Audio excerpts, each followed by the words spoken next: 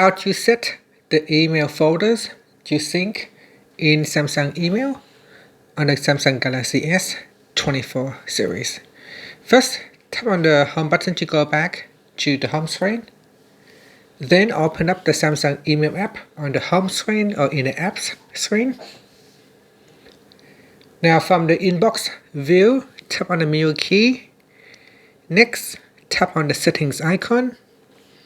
Then we go down and tap on your email account. Now go down and tap on email folders to sync. Then in here, tap on the toggle button on the folders that you want to sync.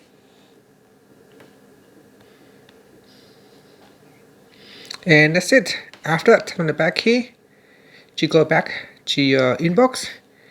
And finally, you can tap on the home button to go back to the home screen. Thank you for watching this video. Please like and subscribe to my channel for more videos.